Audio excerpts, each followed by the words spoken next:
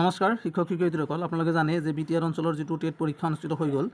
এই higher secondary হাই স্কুলৰ এই টেট পৰীক্ষাৰ মেৰিট লিষ্টৰ মানে selection cut off two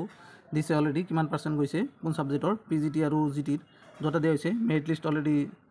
merit list select candidate category as medium wise subject wise UGT and subject PGT দুটাৰে দিয়া হৈছে গতিকে আপোনালোকে অলপ সময় পিছত অফিচিয়েল ওয়েবসাইটত গৈ আপোনালোকে নিজৰ এইটো স্কোৰটো ডাউনলোড কৰিব পাৰিব আদাৰৱাইজ আপোনালোকে এইটো পাব গোটেই যিসকল সিলেকশন হৈছে তেওঁলোকৰ পিডিএফ ফাইলটো পাই যাব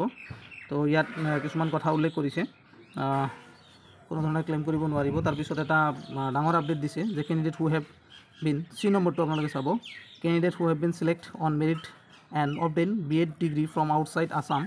in offline mode their appointment have been put on hold till verification from the concerned university is obtained by the director. The time duration of in this case maximum 45 days while who no claims shall be entered. এইখিনি কথা কৈছিল মানে যিসকলে outside বিএডৰ কৰিছে বা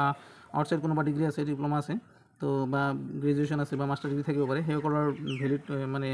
ডকুমেণ্টছখিনি check কৰা হ'ব তাৰপিছত তেওঁলোকৰ মানে মেৰিট লিষ্টটো এপইণ্টমেণ্টটো মানে একদম ঠিক কৰা হ'ব আদাৰৱাইজ ফাৰ্ষ্টত উইথহেল কৰি থোৱা হ'ব তো ওদালগুৰি কলেজত এপইণ্টমেণ্ট দিব কালি অহাকালি 18 তাৰিখ 18 জুন 2025 তাৰিখ 10 AM তাৰপিছত ইয়াতে আপোনালোকে চাইছেই cut off marks cut off যেটো মাৰ্কছ গৈছে এইটো এনেকৈ পিজিটিত এটা ডাঙৰ প্ৰব্লেম হৈছে যে হিন্দী পোষ্ট এটাও নাই জিটিত আছে কিন্তু হিন্দী পোষ্ট ইয়াতে পিজিটিত এটাও নাই এইখিনি আছিল আজিৰ আপডেট আৰু এটা কথা নন বিটিআৰৰ এতিয়ালৈকে কাট অফ দিয়া হোৱা নাই যদি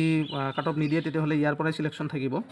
যিসকল নন বিটিআৰৰ পৰা এপ্লাই কৰিছিল তেওঁলোকৰ কাট অফ কিছুমানে কৈ আছে নন বিটিআৰৰ কাট অফ কেতিয়া দিব কিন্তু এতিয়ালৈকে দিয়া হোৱা নাই নন বিটিআৰৰ কাট অফ বা নন বিটিআৰৰ কোনো ধৰণৰ নটিফিকেশ্যন এতিয়ালৈকে ওলোৱা নাই যদি ওলায় পিছত